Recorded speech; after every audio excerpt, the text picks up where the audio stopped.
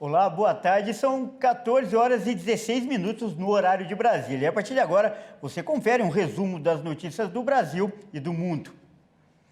Olha, começou a valer nesta semana a medida que permite quitar a dívida de um imóvel com o dinheiro do Fundo de Garantia. A repórter Maria Clara Leite é quem traz as informações. O trabalhador já pode utilizar o Fundo de Garantia do Tempo de Serviço para pagar até 12 parcelas atrasadas do financiamento imobiliário. Só que esse valor só pode arcar com 80% do débito. Os outros 20% devem ser pagos de outras formas. E aí, quem pode utilizar o fundo de garantia para pagar essa dívida? Bem, tem aí algumas regrinhas que eu vou explicar agora. Olha só.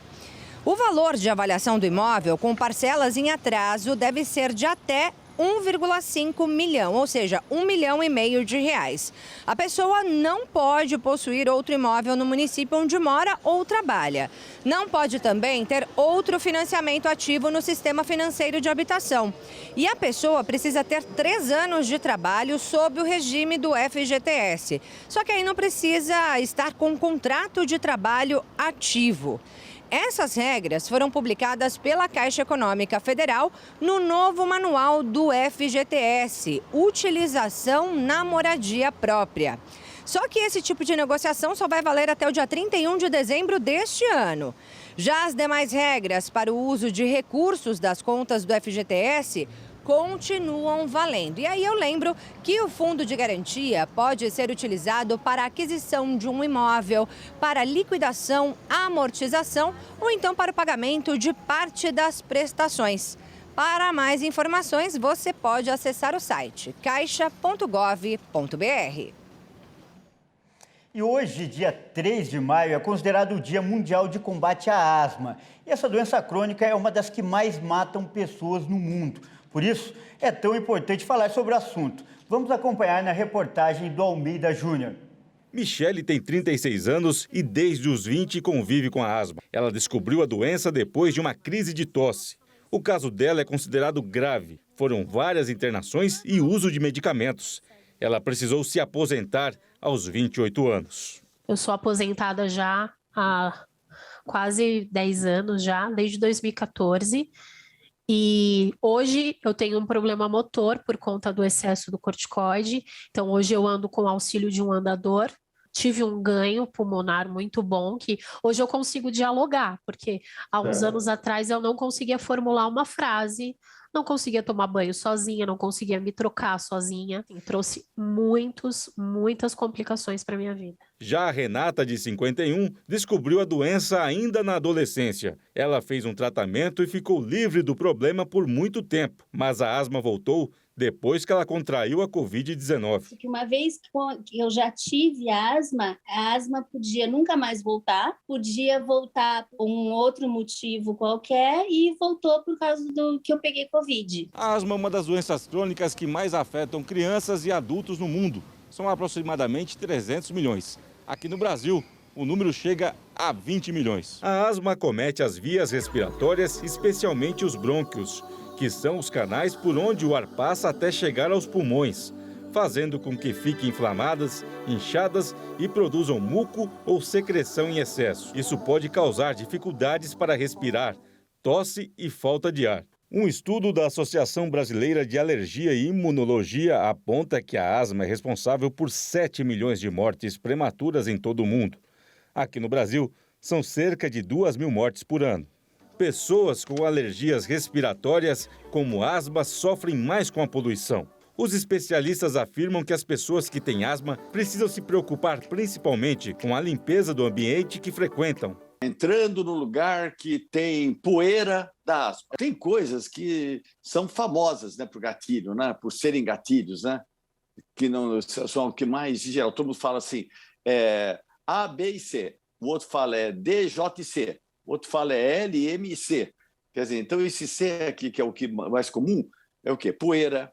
Tá? E a poeira em si não é bem a poeira que é causadora de asma. São as fezes dos ácaros que estão na poeira. Apesar de ser considerada uma doença incurável, os especialistas afirmam que o paciente pode levar uma vida normal, se seguir as recomendações médicas. Sim, a asma é uma doença crônica, mas ela tem tratamento e é uma doença reversível. A imensa maioria dos pacientes, quando a gente trata, o paciente volta a ter o brônquio funcionando como se não tivesse doença. Mas o paciente, quando ele geralmente tem essas crises, essa falta de ar, ou quando ela entra em contato com alguma coisa, fica com aquele peito cheio, uma dificuldade muito grande para respirar, usa os remédios, dá uma melhoradinha, e aí acha que está tudo bem, e aí que está sentir falta de ar de vez em quando está ok, ou tossir de vez em quando é ok. Não é normal ter esses sintomas. Então, quem tem asma, a ideia é que a gente consiga controlar completamente os sintomas com o tratamento, e existe tratamento eficaz para isso. Claro que existem gravidades de asmas, então tem casos desde muito leves a casos muito graves, mas, felizmente, os casos muito graves são a exceção. A imensa maior parte dos pacientes a gente consegue controlar muito bem.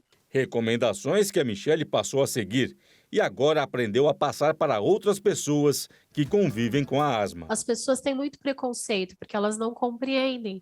Quando a gente fala que tem asma, as pessoas, nossa, mas o primo do vizinho do meu amigo usa bombinha e vive normal, por que você não consegue viver normal? E já chega a 230 o número de casos registrados no mundo de uma hepatite misteriosa. Ainda não se sabe a origem dessa doença.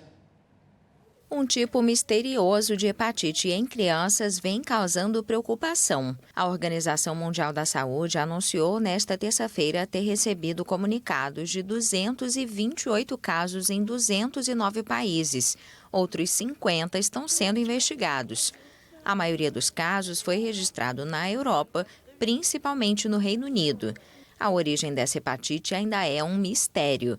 Em 5 de abril, a OMS foi informada de 10 casos de hepatite aguda severa de origem desconhecida em crianças de menos de 10 anos na Escócia.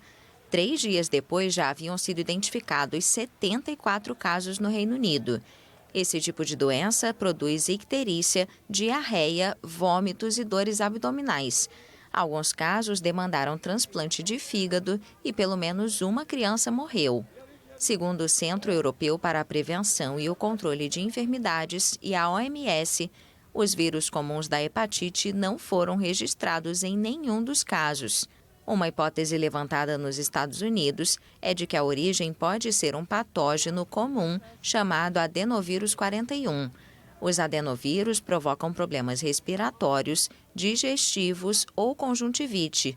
Mais frequentes no inverno, são transmitidos com facilidade em creches e escolas e a maioria dos seres humanos é infectada antes dos 5 anos. E olha só que interessante essa reportagem. Um garoto de apenas 11 anos faz sucesso na Bolívia. E o motivo é que ele faz fotos divertidas para registrar a visita de turistas às salinas do país. No mais alto e maior deserto de sal do mundo, na Bolívia, o jovem Peter Condori, de 11 anos, faz sucesso ao tirar fotos peculiares e criativas dos turistas com a ajuda de um pequeno dinossauro azul. Apesar da pouca idade, Peter domina a arte de fotografar, criando truques de perspectiva que atraem turistas em busca de um registro divertido. Com suas fotos, o menino consegue uma mesada extra, que varia entre 9 e 15 dólares por dia.